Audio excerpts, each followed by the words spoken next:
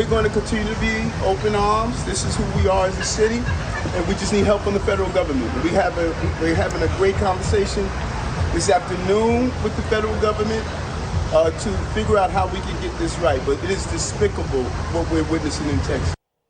New York City Mayor Eric Adams already begging for federal help as the first bus of more than 50 illegal immigrants arrives from Texas to New York City, and Governor Greg Abbott vows this is just the beginning.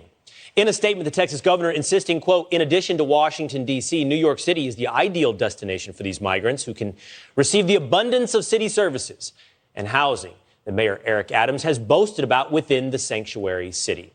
Texas Attorney General Ken Paxton is here to react. Mr. Attorney General, great to see you this morning. I imagine as you hear Mayor Adams, you have to agree in some part this is a drain on services. I imagine you disagree on it being a despicable act by Texas to send this burden to New York. Well, good morning. Yeah, we've been dealing with this exact issue for well over a year and a half.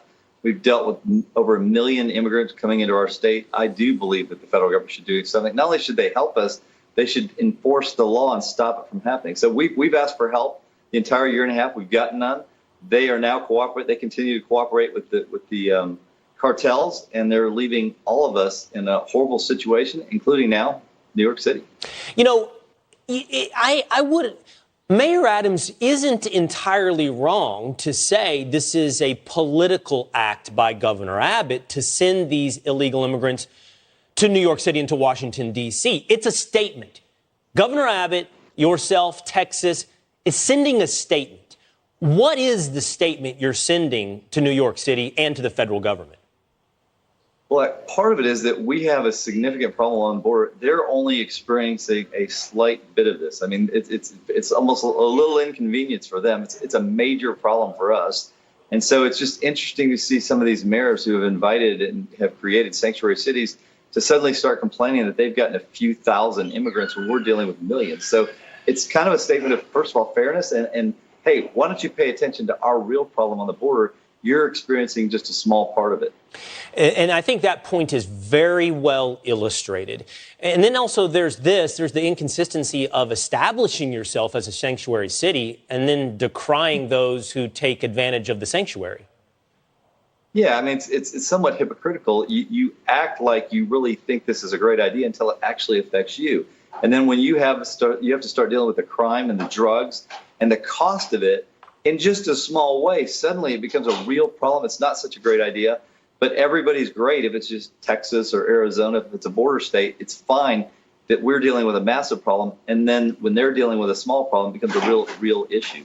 Mr. Attorney General, just a question on logistics.